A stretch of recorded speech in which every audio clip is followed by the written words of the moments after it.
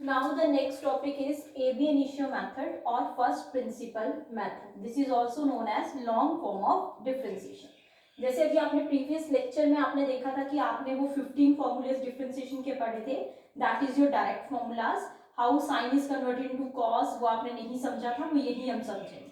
But यहाँ 15 formulas की आपकी लॉन्ग फॉर्म ऑफ डिफरेंशिएशन नहीं है. You have got only 5 formulas in which we have to do the ab initio method. Now your first formula is y is equals to x raised to power of n. You know what is its answer? The answer is power एक नीचे आप लाएंगे, numerator में लिखेंगे और एक power कम कर देंगे. The answer is n x raised to power of n minus 1. That is a direct formula. Now we use the long form of differentiation. What is ab initio method? It consists of 5 main steps. The first one is the given equation is considered as first step. What is second step? Do the increment. Increment means कुछ increase करना है, add करना है. किसमें? Variables में. There are two variables. This one is your independent variable. This is dependent variable. दोनों variable में आप क्या करोगे? Small change लाओगे, increase करोगे. Then that is considered as second step. Third step is subtract. How to subtract? Subtract second equation from the first one. आप second equation में से फर्स्ट को सबट्रैक्ट कर दोगे. That is your third step. Now third step के बाद आप जैसा मैथमेटिकल फॉर्मूलेज लगा सकते हैं, सिंप्लीफाई जिस तरीके से कर सकते हैं, do that formulas, apply that formulas and do the simplification. अब जहां आपकी सिंप्लीफिकेशन हो गई है, then apply fourth step. The fourth step is dividing both side by delta x. आपको दोनों तरफ से किससे डिवाइड करना है? डेल्टा एक्स से. And the last step is apply limit. And last step में आप क्या करेंगे? लिमिट अप्लाई करेंगे एंड लिमिट अप्लाई करके आपका लास्ट में फॉर्मूला आ जाए. अगेन मैं रिपीट कर रही हूँ 5 steps. The first step is the given equation. The second step is do the increment. Let us see how to do the increment. Do the increment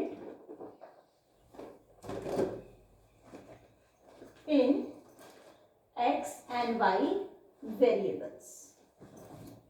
x और y variable में आपने क्या करना है? इंक्रीमेंट. इंक्रीमेंट होता है add करना और इंक्रीमेंट हमेशा स्मॉल होता है. तो लिखेंगे y plus delta y is equals to x plus delta x whole raise to power of n. देख लीजिए स्टूडेंट्स, हमने इंक्रीमेंट से वेरिएबल में बोला है, ना कि पावर में बोला. तो इंक्रीमेंट x में कर ली, that is x plus delta x whole raise to power of n, whole raise to power of n. This comes out to be your second step. Now what is your third step? Subtract. Subtract equation second and equation first. दोनों को subtract करेंगे तो आएगा y plus delta y minus y. Right side को right के साथ subtract करेंगे, left को लेफ्ट के साथ, x plus delta x whole raised to power of n minus x raised to power of n. This is your third step. Third step के बाद आप सिंप्लीफिकेशन अप्लाई करेंगे. अब मैं सिंप्लीफाई कर रही हूँ. y cancel out. Delta y is equals to x plus delta x whole raise to power of n minus x raise to power of n. अब कोई भी अगर आपको एग्जाम में x रेज टू पावर में अगर आएगा तो इस स्टेप में आप देखें सिंप्लीफिकेशन कैसे करनी है. सबट्रैक्ट साइन के बाद जो भी आपको दिख रही है फिगर, जो भी वेरिएबल दिख रहा है, उसे आपको कॉमन बनाना है. तो कॉमन बनाने के लिए ये टर्म तो इसके पास है, यहाँ पर भी मुझे सेम टर्म बनानी पड़ेगी. तो सेम टर्म बनाने के लिए मैं इसी स्टेप को लिख रही हूँ. x कॉमन, देन x तो बाहर आ गया, this comes out to be 1 plus delta x upon x whole raise to power of n minus x raise to power. Again check कर लेते हैं. x into 1 is x plus plus x cancel out, delta x whole raise to power of n whole raise to power. कई student सोचते हैं कि ma'am ऐसा भी तो कर सकते थे, x कॉमन निकाला, 1 plus delta whole raise to power of n. ये स्टेप लिखना गलत है. What is delta? Delta means small. What is x? That is a change. अब वो स्मॉल चेंज जैसे मैंने अभी आपको बोला था 1000 रुपीज लिए हैं प्लस उसमें 10 है. What is 10? Delta x. और x और डेल्टा x सेम नहीं हो सकता, इसलिए आप यहां से x कॉमन ना निकालें. वो कहाँ आएगा? आपका डिनोमिनेटर में आएगा. As you already know that अगर आपने लिखा है 2 into 3 whole raise to power of 2, आप जो पावर है वो अलग अलग से दे सकते हैं. 2 का स्क्वायर इंटू 3 का स्क्वायर. सिंप्लीफाई करके देखते हैं. 2 इंटू 3 6, 6 का square 36 2 into 2 4, 3 into 3 9, 36. No change in the answer. अगर आप पावर अलग अलग भी दे दें मल्टीप्लिकेशन में तो कोई चेंज नहीं आता. अब यही स्टेप हम यहाँ अप्लाई करेंगे. अप्लाई करके देखते हैं. Then it comes out to be x raise to power of n into 1 plus delta x upon x raise to power of n minus x raise to power n. x और ये term आपस में multiply हो रही थी तो मैंने दोनों को पावर अलग अलग से दे दी. नाउ अब आपका x raise to power n जो माइनस के बाद था वो टर्म दोनों में कॉमन दिख रही है. अब हम वही कॉमन निकाल लेंगे. x raise to power of n 1 plus delta x upon x whole raise to power of n minus 1. Again check कर लें. x raise to power n multiply by this same term minus minus 1 into x raise to power n is x raise to power of n. अब ये simplify अभी भी पूरा नहीं हुआ है. अगर आप इसे देखें यहां इस स्टेप में हम अप्लाई कर सकते हैं. Apply binomial theorem and neglecting the higher power terms.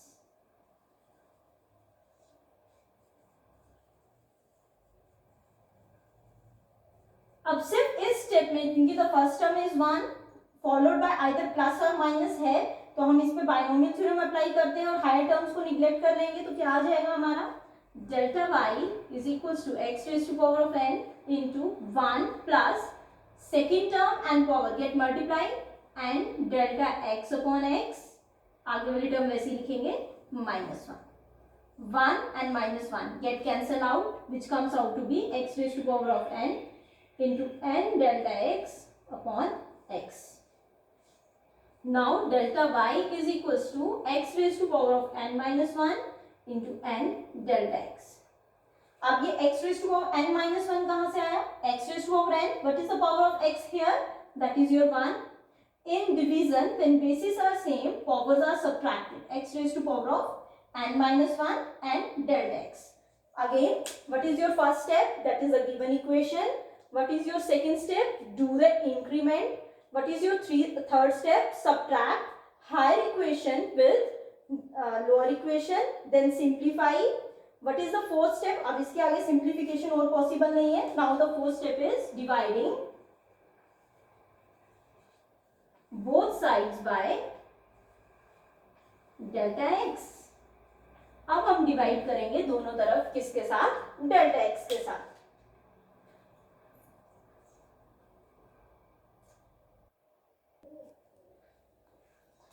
Dividing both sides पे डेल्टा एक्स करेंगे तो आएगा delta y upon delta x is equals to x raise to power n minus 1 into n delta x whole divided by delta x. This delta x and this delta x get cancelled out. Then delta y upon delta x is equals to n x raise to power of n minus 1. कई student steps यही complete कर देते हैं. Now your last step is apply limit delta x approaches to 0 on both sides. Why we apply limit? Limit लगाने से आपका delta change हो जाता है d में and on right hand side you have to apply the formula on delta x. अगर delta x किसी variable के साथ प्लस या माइनस हो रहा है देन पुट द वैल्यू 0. अगर मल्टीप्लाई और डिवाइड हो रहा है then you apply some formulas. But on left hand side when you apply the limit delta x is delta is converted into d. Now let us see limit delta x approaches to 0 delta y upon delta x is equals to limit delta x approaches to 0 and x raised to power of n minus 1. On left hand side delta is changes into d. This becomes dy upon dx. अब limit ने अपना formula apply कर लिया. Again आपको limit लिखने की जरूरत नहीं है. यहाँ लिमिट किस पे लग रही है? डेल्टा एक्स पे. और इस पूरी टर्म में डेल्टा एक्स है ही नहीं तो लिमिट लगेगी ही नहीं. Then n x raise to power n minus 1. आपने ऑलरेडी शॉर्टकट फॉर्मूलेस में ये पढ़ा था कि what is the formula of x raise to power of n? That is n x raise to power n minus 1. अब ये method है जिस मेथड से हमें पता चलता है how the differentiation of x raise to power n is n x raised to power n minus 1. Now your homework is y is equals to x raised to power of 9. As you already know, the answer comes out to be 9x raised to power of 8.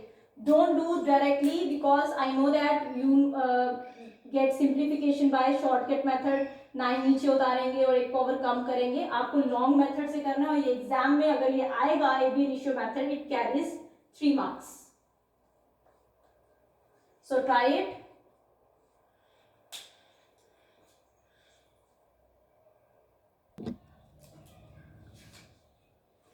Now your next formula is y is equals to ax plus b whole raised to power of n, where a and b are some constants. Now do the differentiation of this equation again by AB initio method.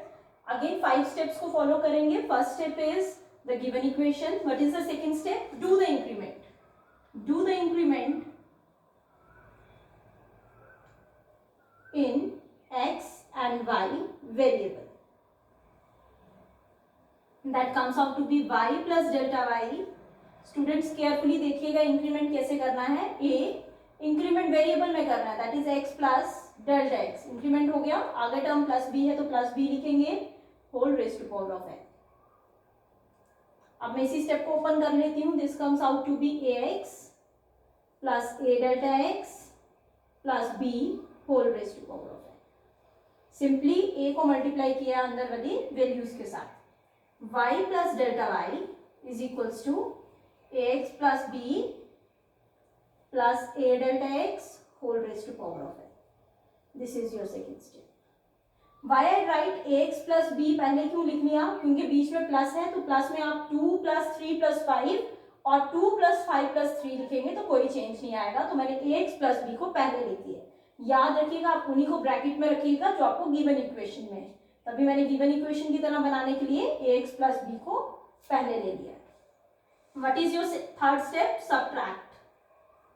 Subtract equation second and equation first. अब subtract करेंगे. y plus delta y minus y is equals to ax plus b plus a delta x whole raise to power of n minus ax plus b whole raise to power of n. यही term है. y get cancel out. Delta y is equals to, अभी मैंने previous question में बताया जब x raise to whole power कुछ होगा तो माइनस के बाद जो टर्म है वो आपको कॉमन निकालनी है. अब यहाँ तो दिख रही है आपको यही टर्म कॉमन निकालनी है, तभी मैंने पहले ही ब्रैकेट ले लिया है. ax प्लस b आप कॉमन निकाल लें फर्स्ट टर्म में से, तो इसके पास अगेन क्या बच जाएगा 1 plus a delta x whole divided by ax plus b whole raised to power of n minus ax plus b whole raised to power of n. Check कर लेते हैं हमारा ऊपर वाले स्टेप से ये मैच कर रहा है कि नहीं. ax plus b into 1 is ax plus b plus plus ax plus b and ax plus b. Numerator and denominator get cancel out. Then ax a delta x whole raised to power of n whole raised to power of n. Delta y, this term and these terms get multiplied और multiply में आप फॉर्मूले power अलग अलग से separate out कर सकते हैं. तो मैं वही पावर सेपरेट आउट कर रही हूँ. ax plus b whole raise to power of n into 1 plus a delta x upon ax plus b whole raise to power of n minus ax plus b whole raise to power of n. आप देखें तो जो मैंने आपको बोला था third step में क्या करते हैं, सब्ट्रैक्ट के बाद जो इक्वेशन है वो कॉमन निकालनी. अब फर्स्ट टर्म और सेकंड टर्म के पास ax plus b whole raise to power n आपको दिख रहा है तो हम कॉमन निकाल लेंगे. ax plus b whole raise to power of n common, तो यहाँ आ गया 1 plus a delta x upon ax plus b whole raise to power of n minus 1. Again यहाँ हम बाइनोमियल थ्योरम यूज करेंगे. By using binomial theorem and neglecting the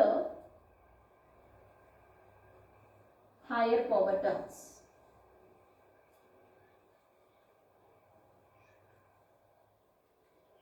तो हमारा क्या बन जाएगा, delta y is equals to ax plus b whole raise to power of n into 1 plus power in second term get multiplied and a delta x whole divided by ax plus b minus 1.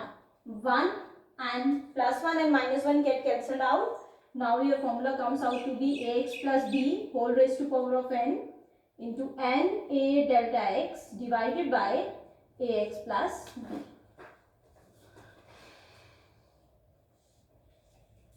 Now your numerator and denominator have same basis. This is power 1. Now it gets subtracted out.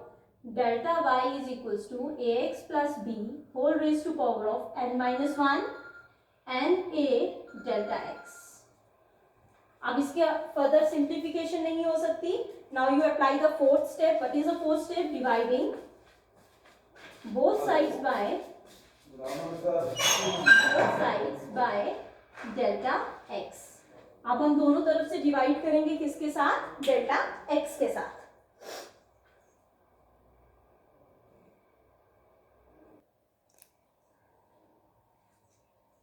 Now dividing both sides by delta x, it comes out to be delta y upon delta x is equals to ax plus b whole raised to power of n minus 1 and a delta x whole divided by delta x. This delta x and this delta x cancel out. Then it comes out to be n a ax plus b whole raised to power of n minus 1. Now what is the fifth step? Apply limit. Apply limit delta x approaches to 0 on both sides. That is limit delta x approaches to 0, delta y upon delta x, limit delta x approaches to 0, na ax plus b whole raised to power n minus 1. Again मैंने अभी आपको previous question में बताया left hand side में limit जब apply होती है delta is changes into D, that is dy upon dx. On right hand side there is no variable having delta x, so we don't have to apply the limit. Then it comes out to be nx ax plus b whole raised to n minus 1. अगर आप shortcut method देखते हैं, shortcut जो मैंने आपको बताया था short method, वहां से हम चेक करते हैं कि हमारा आंसर ठीक है कि गलत है.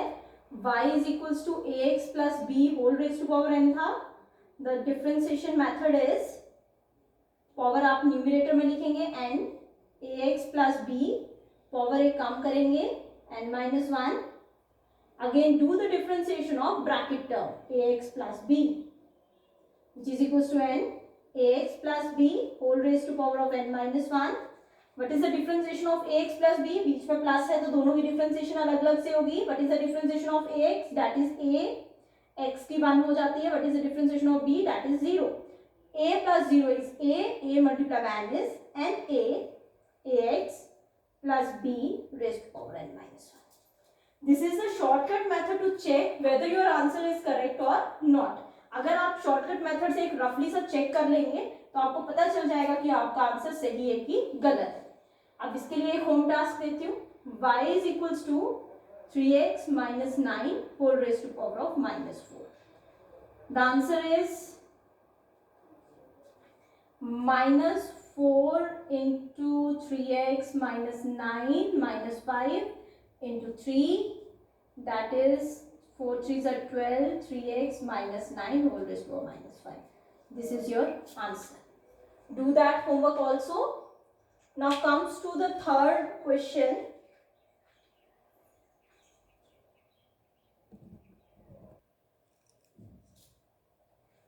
Now your third formula is y is equals to exponential raised to power of some constant. Now the first step is the given equation. What is the second step? Do the increment in variable x and y.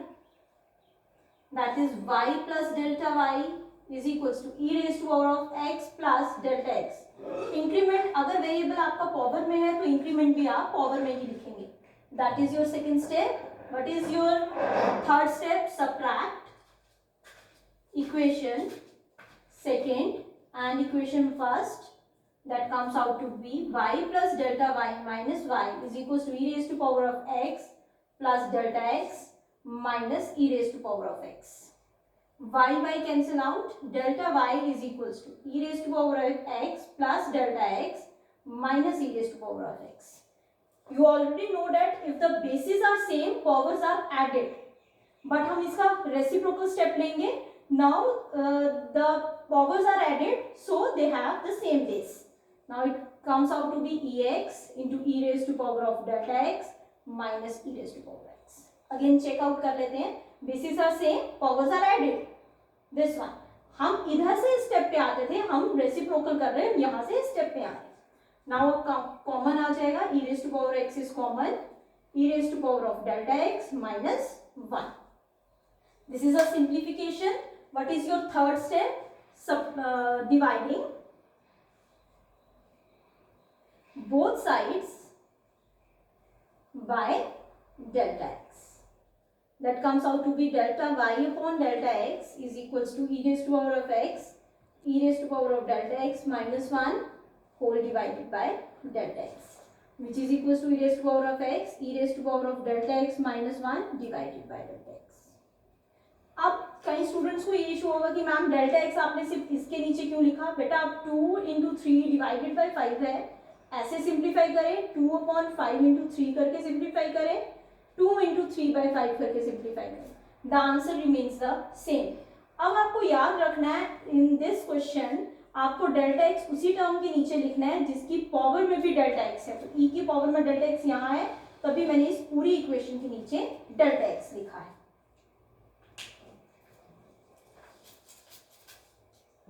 Now no simplification. Now we apply the last and fifth step. Apply limit. Delta x approaches to 0 on both sides. That is limit delta x approaches to 0, delta y upon delta x is equals to limit delta x approaches to 0 e raised to power of x into e raised to power delta x minus 1 divided by delta x. अभी हमने formula पढ़ा था. By using the formula, क्या formula अभी हमने read out किया था इस वीडियो की स्टार्टिंग में. ई limit delta x approaches to 0 है. ई की जो पावर है न्यूमरेटर में -1 डिवाइडेड बाय, अगर वही हो जो पावर है वही डिनोमिनेटर में हो तो वो लिमिट के बाद 1 बन जाता है. अगर आप इसे देखें, इस पे ये सेम फॉर्मूला अप्लाई हो जाएगा. तो आपका ये बन जाएगा dy upon dx is equal to e raise to power x into 1 which is equal to e raise to power of x. Now this is the method how to do the ab initio method in the question y is equal to e raised to power of x. Now your homework, y is equal to e raised to power of 4x. Its answer comes out to be dy upon dx which is equals to 4 e raised to power of 4x. If you have any doubt, ask me on WhatsApp group. Now students, you use the copy which have lines, horizontal lines. Now how to write delta on that notebook, I will show you.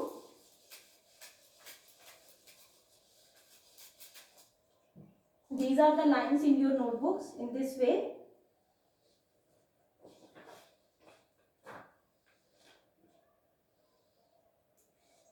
Delta x ऐसे लिखना है. अगर limit लिखते हैं तो आपको कैसे लिखना है, मान लो आप यहां लिख रहे हो apply limit delta x approaches to 0 on both side. Limit word आप ऊपर वाली लाइन में लिखेंगे and delta x approaches to 0 आप नीचे वाली लाइन में लिखेंगे. अब जैसे मुझे delta y upon delta x पे लिमिट लगानी है, that is delta y upon delta x है, तो लिमिट डेल्टा वाई के सामने होगा और डेल्टा एक्स के सामने होगा delta x approaches to 0. And same type में आप कहाँ लिखोगे, on the right hand side. I think it is clear to you. Now comes to the next formula.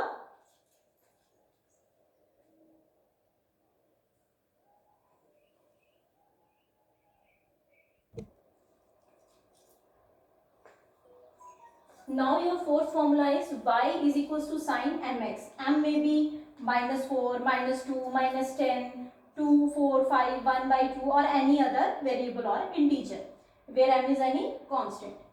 First step remains the same, that is a given equation. What is second step? Do the increment in x and y variables, that is y plus delta y is equals to sine. Do the increment in variables, not in constant. M remains as such, that is x plus delta x. अब इसी step को आप open करके लिख सकते हैं, sine m x plus m delta x. This is your equation second. What is the third step? Subtract equation second and equation first. We have y plus delta y minus y equals to sine mx plus m delta x minus sine mx. Y get cancel out, that is delta y. Now we apply the formula, mark it is at A and this as B. This comes out to be the formula of sine A minus sine B. What is the formula of sine A minus sine B? Which is equals to 2 cos A plus B divided by 2 into sine A minus B divided by 2. Now we apply this formula in the above equation, that is delta y is equals to 2 times cos, what is A? Mx plus m delta x plus b, what is b? mx whole divided by 2. Then again sine, what is A? mx plus m delta x minus what is b? mx whole divided by 2. mx get cancel out, delta y is equals to 2 cos 2mx, mx plus mx 2 times mx plus m delta x whole divided by 2 into sine m delta x whole divided by 2. As I already told you in the formulas that this 2 and this 2 is not cancelled out, or this 2 or this 2 is not cancelled out. Now we get simplify this step, that is 2 cos mx plus m delta x upon 2. मैंने LCM दोनों को अलग अलग से दे दिया, 2 divided by 2 is 1. अब यहाँ तो कोई कैंसिल आउट नहीं होगा तो इसको मैंने अलग से दे दिया, that is sine m delta x upon 2. अब इससे फर्दर और सिंप्लीफिकेशन पॉसिबल नहीं है तो हमने 3 स्टेप्स कर लिए. First is given one, second do the increment, third subtract and then simplification. What is the fourth step? Dividing both sides by delta x. अब both sides हम delta x से divide कर लेंगे तो क्या आ जाएगा आपका? delta y upon delta x is equals to 2 cos mx plus m delta x upon 2 into sine m delta x upon 2 whole divided by delta x. Students एक चीज याद रखिएगा, साइन कोई भी ट्रिग्नोमेट्रिक फंक्शन होगा, इधर साइन कॉस टैन, आपके आगे जो भी उसका एंगल दिया है वो हमेशा आप ब्रैकेट्स में रखिएगा, अदरवाइज आपको ही कंफ्यूजन होगा. देन यहाँ कुछ भी सिंप्लीफाई नहीं हो सकता. Delta y upon delta x, अभी प्रीवियस क्वेश्चन में मैंने आपको बताया डिवाइड किसके साथ करेंगे हम डेल्टा एक्स, जहां डेल्टा एक्स है. अब डेल्टा एक्स इस कॉस के पास भी है और साइन के पास भी है, बट मैं साइन के नीचे से अप्लाई करूंगी. याद रखिएगा, साइन का क्वेश्चन आए और कॉस का क्वेश्चन आए, आपने डेल्टा एक्स हमेशा किसके नीचे रखना है? साइन वाली क्वेश्चन में. और कौन से वाले साइन में? साइन ऐसा फैक्टर, ऐसा ट्रिग्नोमेट्रिक फंक्शन होना चाहिए जिसमें डेल्टा एक्स सिंपली मल्टीप्लाई हो रहा हो किसी टर्म के साथ, या डिवाइड हो रहा हो, प्लस माइनस नहीं हो रहा हो. यहाँ डेल्टा एक्स किसी टर्म से मल्टीप्लाई तो हो रहा है लेकिन प्लस माइनस भी हो रहा है, तभी हम डेल्टा एक्स इसके नीचे नहीं रखेंगे, ऐसी टर्म के नीचे रखेंगे जहां डेल्टा एक्स सिर्फ मल्टीप्लाई या फिर डिवाइड हो रहा हो. That is 2 cos mx plus m delta x upon 2 into sine m delta x upon 2, ये पूरा एंगल है साइन का, whole divided by delta x. The 4 steps are completed. What is the last step? Apply limit delta x approaches to 0 on both sides. Now we apply the limits.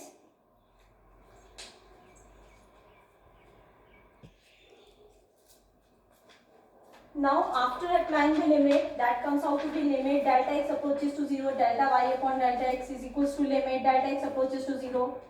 I write here the same formulas. What is on left hand side delta is changes into D. Limit में याद रखिएगा यहाँ 2 या 2 से ज्यादा trigonometric functions होंगे, उन सब पे लिमिट अलग अलग से अप्लाई होगा. तो मैंने इस पे लिमिट अलग से लगाया, इस पे लिमिट अलग से लगा दी. अभी मैंने आपको प्रीवियस फॉर्मूलेस के लेक्चर में, वीडियो लेक्चर में बताया था, लिमिट अगर किसी टर्म के साथ प्लस या माइनस हो रहा है then put the value of delta x is 0. और वहां अगर वो किसी टर्म के साथ मल्टीप्लाई और डिवाइड हो रहा है तो डेल्टा एक्स को 0 पुट नहीं कर सकते.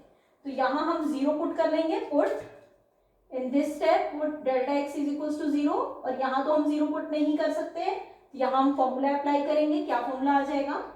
dy upon dx is equals to 2 cos mx plus 0. Delta x 0 आ गया. 0 into m is 0. 0 divided by 2 is again 0.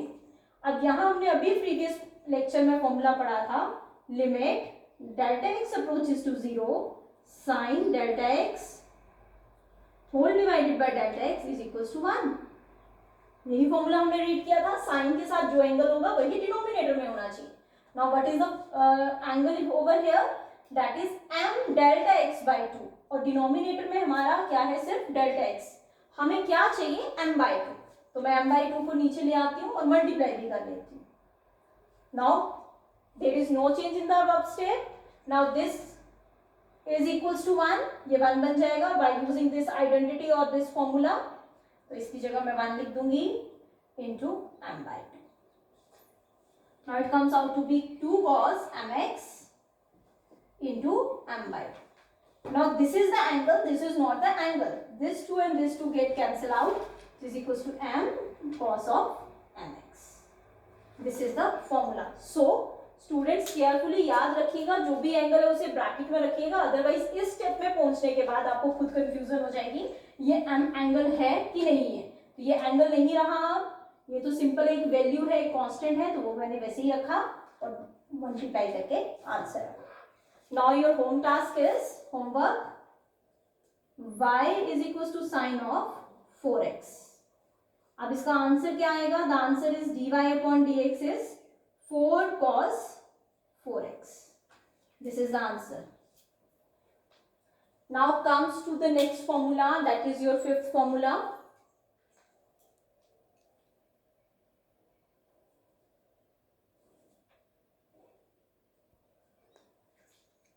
Now students, I tell you about the fifth and the last formula of AB initio method in next video. If you have any doubt about the homework questions, then ask me on the WhatsApp group.